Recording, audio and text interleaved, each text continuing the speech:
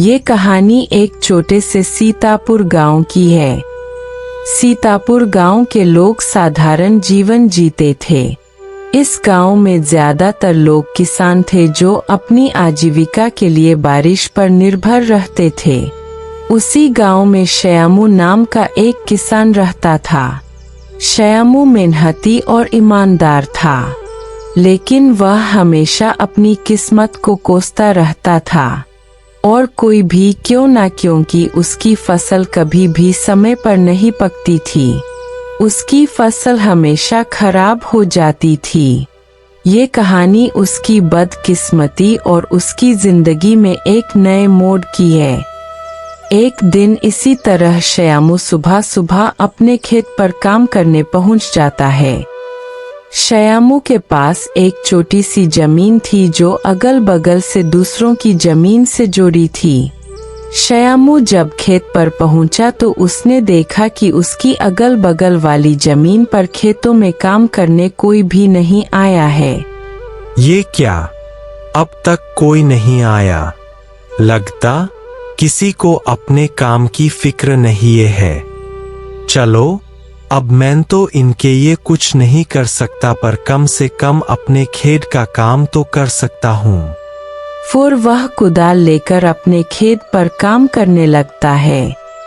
काम करते करते दोपहर के 2 बज जाते हैं, पर श्यामू अपने काम में इतना व्यस्त था कि उसे समय का ध्यान ही नहीं रहा। तभी थोड़ी देर में उसकी पत्नी मोनी उसके लिए खाना लेकर आती है। मोनी की आवाज सुनकर श्यामू को समझ आता है कि दोपहर हो गई है। श्यामू मोनी के साथ बैठकर खाना खाने लगता है। क्या हुआ जी, लगता है आज कुछ ज्यादा ही थक गए। हाँ, आज सुबह से लगातार खेतों में काम कर रहा था। सुबह से दोपहर हो गई, पता ही नहीं चला। तो आपने थोड़ी देर आराम क्यों नहीं किया? बस अगल बगल के खेतों में कोई काम करने आया ही नहीं, तो मुझे लगा सुबह ही हो रही है और मैं लगातार काम करता रहा। तुम आए तो पता चला दोपहर हो गए है। अच्छा, तो अब तक कोई आया क्यों नहीं खेतों पर काम करने? वही तो उन लोगों की मर्जी है। जब मन करता है आते हैं, जब मन करता है चले जाते हैं। और एक मैं हूँ जो इतनी मेहनत करता हूँ, फिर भी पता नहीं कैसी किस्मत है मेरी। हमेशा मेरी फसल खराब हो जाती है। श्यामू को इतना परेशान होता देखकर मोनी उसे दिलासा देने की कोशिश करती है। आप इतना परेशान क्यों हो रहे हो? आपको पता है ना, आप मेहनत करते हैं तो फिर किस्मत को क्या कुसना। आज आपकी किस्मत साथ नहीं दे रही है, पर क्या पता कल आपकी किस्मत आपका साथ देने लगे। हाँ मोनी, तुम ठीक कह रही हो, पर यह कल कब आएगा, कब मेरी किस्मत मेरा साथ देगी। हर बार सोचता हूँ कि इस बार कोई परेशानी नहीं आएगी और मेरी फसल अच्छी होगी, लेकिन हर बार कोई न कोई परेशानी आ ही जाती है। और कभी कभी तो मुझे लगता है भगवान को भी मुझे परेशान करने में मजा आता है। आप बस अब परेशान मत होए, अपनी किस्मत पर ध्यान मत दीजिए, अपनी मेहनत पर ध्यान दीजिए। आप फिर खुद मुझे से कहेंगे कि अब मेरी किस्मत साथ दे रही है। देखते हैं, मोनी वह समय कब आता। और उससे कहती है।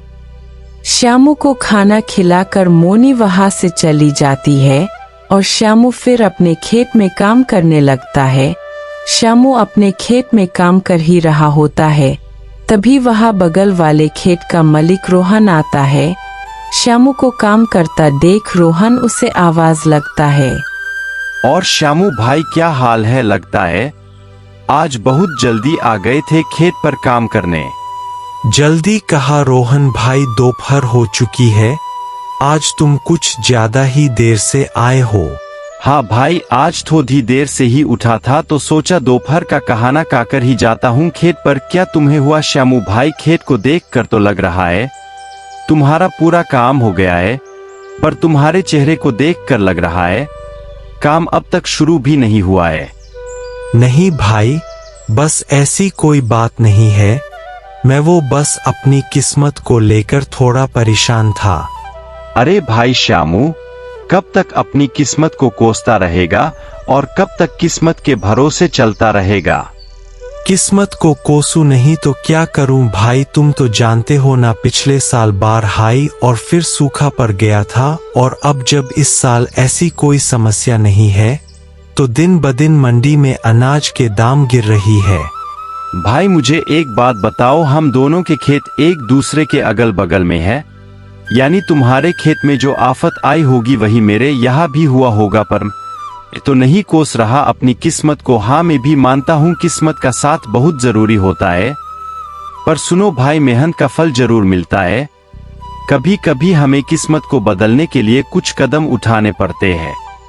क्या कहना चाहते हो रोहन भाई, जरा विस्तार से बताओ। श्यामू भाई, तुम खेती के अलावा क्या करते हो? श्यामू रोहन की यह बात सुनकर चौंक जाता है और उसे लगता है कि रोहन के पास कोई ऐसी बात है जिसमें मेरी समस्या का समाधान है। वह थोड़ी देर सोचकर बोलता है, रोहन भाई, मेरे पास खेती के अलावा कोई काम नहीं है। मेरे दादा और पिता भी पहले यही काम करते थे और मैं भी यही काम करता हूँ। पहले दादाजी की जमीन पिताजी को मिली थी और अब मुझे, तो हम हमेशा से ही अपनी जमीन पर निर्भर रहे हैं। देखो भाई, वह पहले का समय था जब तुम खेती किसानी से अपना और अपने घर वालों का पालन पोषण कर सकते थे, पर अब तुम्हें उसके अलावा भी कुछ करना पड़ेगा। रोहन भाई, मैं खेती के अलावा और क्या कर सकता हूँ? श्यामू भाई, मैं तुम्हें बताऊंगा नहीं दिखाऊंगा, पहले तुम फटाफट अपने खेतों का काम निपटा लो और मैं अपने खेत का काम कर लेता हूँ, फिर मैं तुम्हें मेरे घर अपने साथ लेकर चलूंगा। ठीक है भाई, मैं अभी अपने खेत का काम निपटा लेता हूँ। फिर वह दोनों अपने अपने खेतों में काम करने लगते हैं। श्यामू ने सुबह जल्दी आकर अपने खेतों में काम करना शुरू किया था, इसलिए उसका काम जल्दी हो जाता है। श्यामू अपने खेत का काम करके रोहन के खेत के पास जाकर खड़ा हो जाता है और रोहन को काम करता देख मन ही मन सोचता है, रोहन भाई की मदद कर देता हूँ ताकि उनके घर जाकर पता कर सकूं कि वह क्या दिखाना चाहते हैं। रोहन भाई रुको, मैं आपकी मदद कर देता हूँ ताकि आपका काम भी जल्दी हो जाए। फिर क्या था, श्यामू भी रोहन के काम में मदद करने ही लगता है। श्यामू की मदद करने से रोहन का काम भी जल्दी हो जाता है। धन्यवाद श्यामू भाइया, आपकी वजह से आज मेरे खेत का काम जल्दी हो गया। धन्यवाद किस बात का भाई, आप भी तो मेरी मदद करने की सोच रहे हैं, तो मेरा भी फर्ज बनता है आपकी मदद करना। हाँ भाई, चलो मेरे घर चलते हैं। फिर वह दोनों रोहन के घर चले जाते हैं। चलते चलते वह रोहन के घर पहुंच जाते हैं, पर घर में जाने से पहले रोहन श्यामू को बाहर ही रोक लेता है। श्यामू भाई, तुम बहुत ही परेशान थे, इसलिए मैं तुम्हें अपना राज बताने के लिए यहाँ लाया हूँ। मैं जो तरीका तुमको बताऊंगा और जो तुम मेरे घर पर चीजें देखोगे, उसके बारे में तुम किसी को नहीं बताओगे। यह बात सुनकर श्यामू चौंक जाता है और सोचता है कि मुझे कुछ गड़बड़ लग रही है, वरना रोहन भाई ऐसी बात नहीं करते हैं। पता नहीं मुझे वह घर पर क्या दिखाने लाए हैं। अरे श्यामू भाई, कहाँ खो गए? तुम डरो मत, मैं तुम्हें जो दिखाने के लिए लाया हूँ उसकी मदद से तुम्हारी मेहनत कभी बर्बाद नहीं होगी, चाहे सूखा पड़े या बाढ़ आ जाए। श्यामू यह बात सुनकर परेशान तो हो जाता है, पर फिर भी वह रोहन के साथ उसके घर में जाता है। श्यामू रोहन की बातों से थोड़ा परेशान तो था, परंतु रोहन के घर के अंदर का साजो सामान देखकर वह और ज्यादा परेशान हो जाता है और कहता है, बाप रे बाप, इतना सारा सामान। रोहन भाई, तुम्हारा घर तो बाहर से किसी किसान का लग रहा है, परंतु इसके अंदर का माहौल तो किसी व्यापारी के घर जैसा है। भाई, अभी तो यह कुछ नहीं है तुम्हें। मैं जो दिखाने वाला हूँ उसे देखकर तो तुम्हारे होश उड़ जाएंगे। रोहन की बातें सुनकर श्यामू की बेचैनी बढ़ने लगती है। रोहन भाई, तुम मुझे वो दिखा दो जो दिखाने के लिए लाए हो, क्योंकि तुम्हारी बातें सुनकर अब मैं बेचैन होने लगा हूँ। ठीक है भाई, तुम यही रुको, मैं अभी वो सामान लाकर तुम्हें दिखाता हूँ। रोहन वहां से अपने दूसरे कमरे में चला जाता है और श्यामू उसका वही रुककर इंतजार करता है। थोड़ी देर में रोहन अपने साथ एक बोरी लेकर आता है। रोहन भाई, तुम इस बोरी में क्या लाए हो अपने साथ? भाई, इसी में तो है वह चीज जो तुम्हारी हर समस्याओं को दूर कर देगी। रोहन उसमें रखी चीज को खोलकर दिखा देता है। भाई, ये क्या? ये है तो चावल है। भाई, ये कोई मामूली चावल नहीं है, ये मैंने चेना से मंगाए हैं। ये चावल के दाने आपने चेना से क्यों मंगाए और ये मेरी किस तरह से मदद कर सकते हैं? भाई, जैसे मैंने कहा था, ये कोई मामूली चावल नहीं है। ये जो तुम मेरे घर पर जो भी साजो सामान देख रहे हो, ये इसी की बदौलत आया है। क्यों भाई, ये कोई जादुई चावल है क्या? हाँ भाई, कुछ ऐसा ही सोचो, जैसे किसी न किसी कारण से हमारी फसल बर्बाद हो जाती है, तो मैं क्या करता हूँ, अपनी बची कुची फसल में इसे मिलाकर बेच देता हूँ, तो इससे मेरा बहुत मुनाफा होता है। श्यामू को इन चावल के दानों में कुछ गड़बड़ लग रही थी। रोहन भाई, ये चावल के दाने हमारे चावल के दाने से अलग है थोड़े। हाँ भाई, क्योंकि ये चावल उगाए नहीं बल्कि बनाए जाते हैं। यानी ये चावल नकली है? हाँ, कुछ ऐसा ही समझो। अगर हम इसको दूसरे चावल में मिला दे तो किसी को कुछ पता नहीं चलता ये नकली चावल है या असली चावल है, और इन्हें बेचकर मुनाफा भी तगड़ा होता है।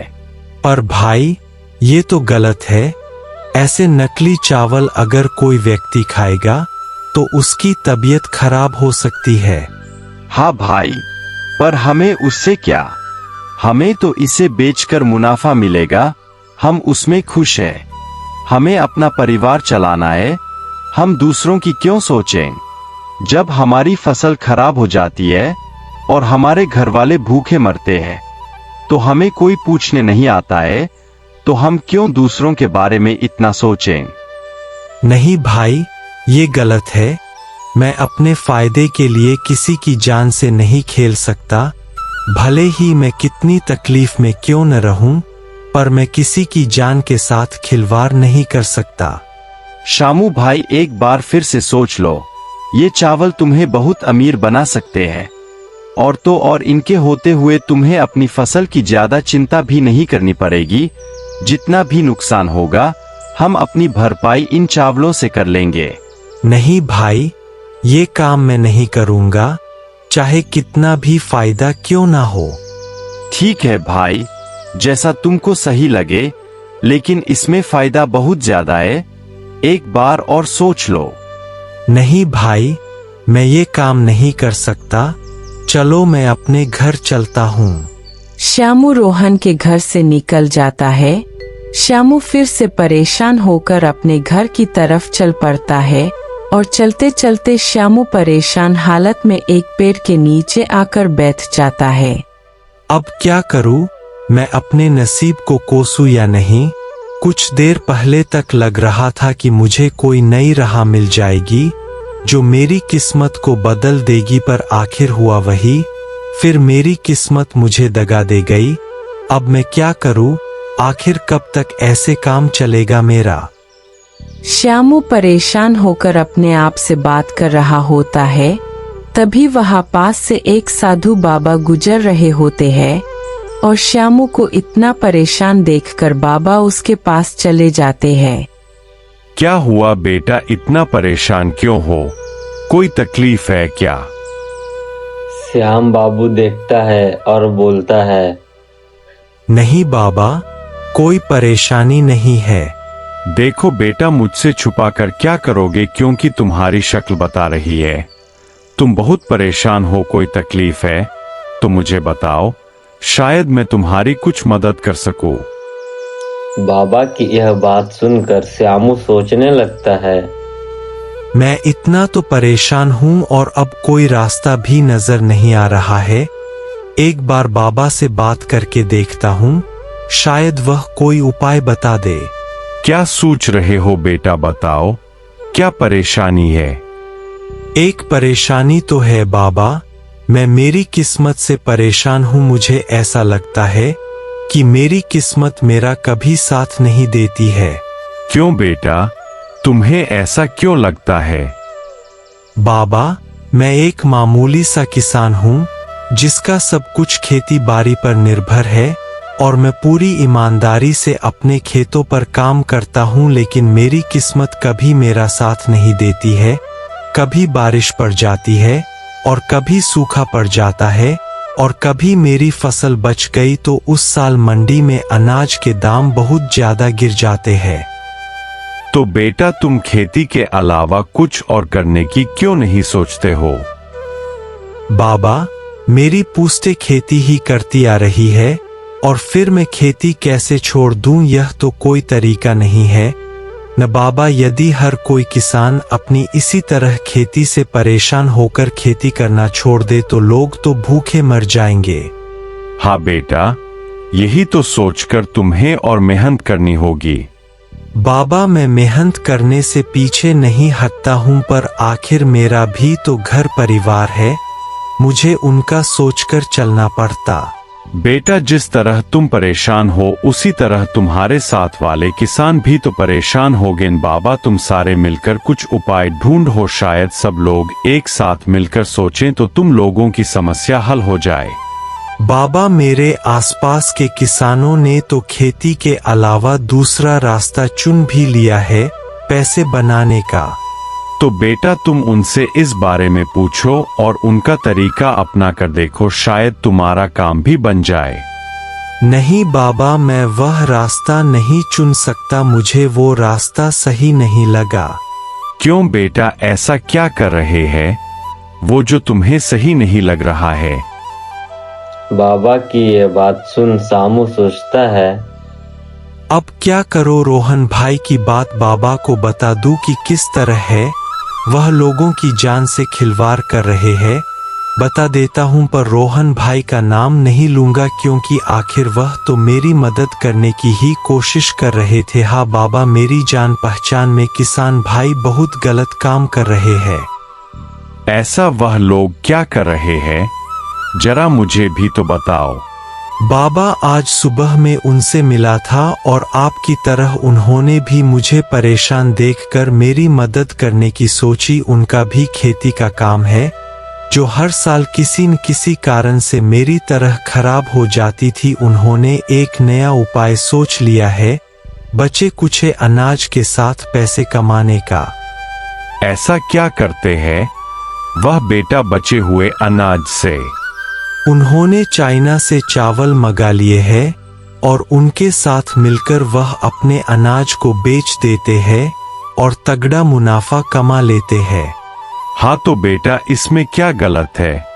तुम भी चाइना से चावल मंगा लो और तुम भी बेचो। बाबा, आप शायद मेरी बात समझे नहीं। वह चावल जो चाइना से मंगाए जाते हैं वह चावल उगाए नहीं बनाए जाते हैं, वह नकली चावल है जो लोगों की सेहत के लिए बहुत ज्यादा हानिकारक है। क्या बोल रहे हो बेटा, वह चावल उगाए नहीं बनाए गए हैं, यानी वह नकली चावल है?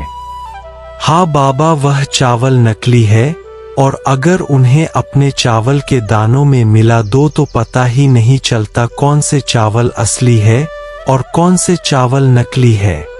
पर बेटा, यह नकली चावल तो लोगों की जान ले सकते हैं।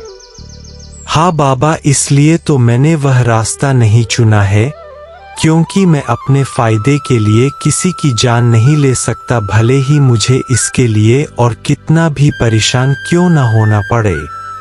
वाह बेटा, क्या खूब बात कही तुमने। अच्छा किया वह रास्ता नहीं चुनकर, क्योंकि तुम्हें अभी शायद फायदा हो भी जाता, लेकिन बाद में तुम्हें अपनी गलतियों पर पछताना पड़ता। हाँ बाबा, मेरा भी परिवार है। अगर मैं यह गलत काम करूंगा तो कल मेरे परिवार के साथ भी कुछ गलत हो सकता है। हाँ सही कहा बेटा, हमारी गलती की सजा कभी कभी हमारे परिवार वालों को भी भुगतनी पड़ती है। अब आप ही बताए, आखिर मैं क्या करूं? मेरी किस्मत के तारे में कैसे सुधारूं? आखिर मेरा भी परिवार है, मुझे उनके बारे में भी सोचना पड़ेगा बाबा। अगर तुम मेरा एक काम करो तो मैं तुम्हारी इस समस्या से निकलने में मदद करूंगा। बोलिए बाबा, मुझे क्या करना होगा? मैं आपके सारे काम करने के लिए तैयार हूँ, बस आप मुझे इस समस्या से बाहर निकल दीजिए। बेटा बस तुम्हें ज्यादा कुछ नहीं करना है। तुमने कहा ना तुम्हारा भी परिवार है, तो बस तुम्हें यह चाइना से आया हुए चावल के बारे में अपने परिवार को जाकर बताना है, क्योंकि तुमने अपना सोचकर मना कर दिया। क्या तुमने अपने परिवार वालों से इस बारे में पूछा है? नहीं बाबा, मैंने किसी से नहीं पूछा है। बेटा एक बार उनसे पूछकर देखो उनका इस बारे में क्या कहना है। फिर कल सुबह तुम मुझे यही मिलना, मैं तुम्हारा इंतजार करूंगा। ठीक है बाबा, मैं अपनी पत्नी से इस बारे में बात करके कल सुबह आपको यही मिलता हूँ। फिर क्या था, श्यामू वहां से अपने घर के लिए निकल जाता है। श्यामू घर पहुंचते ही सबसे पहले अपनी पत्नी मोनी को आवाज लगाता है। मोनी, मैं खेत से आ गया हूँ, जरा इधर आना, तो मुझे तुमसे एक जरूरी बात करनी है। श्यामू की आवाज सुनते ही मोनी वहां आ जाती है। हाँ बोलिए, आपने मुझे बुलाया। हाँ, मुझे तुमसे कुछ जरूरी बात करनी थी। जी बोलिए, क्या बात करनी है आपको मुझसे? तुम तो जानती हो हमारी खेती से हमें कुछ समय से कुछ मदद नहीं मिल रही है। हाँ, वो तो आज दोपहर को आप मुझे बता रहे थे। हाँ मोनी, वही। लेकिन तुम्हारे जाने के बाद आज मेरे साथ एक घटना हुई जिसके बारे में मुझे तुम्हें बताना है। जब तुम चली गई तो तुम्हारे जाने के बाद मेरे पास वहां रोहन भाई आई और मुझे परेशान होता देख उन्होंने मेरे परेशान होने का मुझसे कारण पूछा, तो मैंने सारी बात बता दी। पर गौर करने की बात यह है कि जो हाल मेरा था कुछ वैसा ही हाल उनका भी था, पर उन्होंने इस परेशानी से निकलने का एक रास्ता ढूंढ लिया। क्या बात है? तो आप भी उन्होंने से उस परेशानी से निकलने का तरीका पूछ लीजिए, इससे हमारी समस्या भी दूर हो जाएगी। मोनी, मैंने उन्होंने से उस समस्या से निकलने का रास्ता तो पूछ लिया है, लेकिन वह रास्ता कुछ अटपटा सा है। अटपटा? ऐसा कौन सा तरीका है? मुझे भी तो बताए जरा, मैं भी तो सुनूं। जैसे मेरी फसल कभी बारिश कभी सूखे की वजह से खराब हो जाती थी, वैसे ही उनकी हालत थी, पर अब वह चाइना से चावल मंगाते हैं। क्या कहा? वह चाइना से चावल मंगाते हैं? हाँ, वह चाइना से चावल मंगाते हैं और उनको अपने बचे कुचे अनाज में मिलकर बेच देते हैं। इससे उन्हें बहुत फायदा होता है और किसी को समझ नहीं आता कि असली चावल कौन से है और नकली चावल कौन से है। श्यामू की यह बात सुनकर मोनी थोड़ा आश्चर्य में पड़ जाती है। मैं कुछ समझी नहीं, आप क्या कहना चाह रहे हैं? असली चावल और नकली चावल? हाँ मोनी, वह नकली चावल होते हैं, उन्हें उगाया नहीं बनाया जाता है और वो काफी सस्ते मिलते हैं। उन्हें सस्ते में लेकर महंगे दामों में बेच देते हैं और अच्छा मुनाफा कमाते हैं। पर नकली चावल तो लोगों को नुकसान पहुंचा सकते हैं। यह तो बहुत गलत बात है, अपने मुनाफे के लिए किसी की जान लेना। हाँ, मुझे भी यह गलत लगा, पर मैंने सोचा एक बार तुम्हारी भी राय ले लेता हूँ, क्योंकि मेरे इस परेशानी से तुम भी तो परेशान हो और सिर्फ मेरे मना करने से अच्छा है एक बार तुम्हारी राय लेना मुझे सही लगा। नहीं जी, हम एक बार के लिए भूखे सो जाएंगे, पर किसी के साथ ऐसे गलत करके पैसा कमाना गलत है। आज हम चैन से सो जाएंगे, पर हमें कल किसी न किसी तरह उन गलतियों का भुगतान करना पड़ेगा। मोनी की ऐसी बातें सुनकर श्यामू बहुत भावुक हो जाता है और कहता है, मुझे तुम्हारी बात सुनकर बहुत अच्छा लगा, क्योंकि तुम भी बिल्कुल मेरी तरह सोचती हो लोगों के भला करने के बारे में। चलिए इन बातों को छोड़िए, इन गलत बातों को अपने ऊपर हावी मत होने देना आप, और मेहनत कीजिए, आप देखना आपको कामयाबी मिलेगी। फिर क्या था, मोनी की ऐसी बातों ने श्यामू को हौसला और बढ़ावा दिया था। फिर अगले दिन श्यामू बाबा से मिलने के लिए जाता है। श्यामू जब वहां पहुंचता है तो बाबा वहां नहीं होते हैं। बाबा को वहां ना पाकर श्यामू बहुत उदास हो जाता है और सोचने लगता है कि यहाँ तो बाबा नहीं है, अब मुझे मेरी परेशानी का हल कहाँ से मिलेगा। श्यामू अभी अपने आप से बातें कर ही रहा होता है, तभी बाबा अचानक प्रकट हो जाते हैं। श्यामू बाबा को अचानक से प्रकट होते देख थोड़ा डर जाता है और अपने मन में सोचने लगता है, बाप रे बाप, यह तो कोई मायावी बाबा लग रहे हैं। अभी के लिए तो मेरा यहाँ से जाना ही सही रहेगा। अरे बच्चा डरो मत, यह है तो मेरी एक छोटी सी शक्ति है, मैं कोई मायावी नहीं हूँ।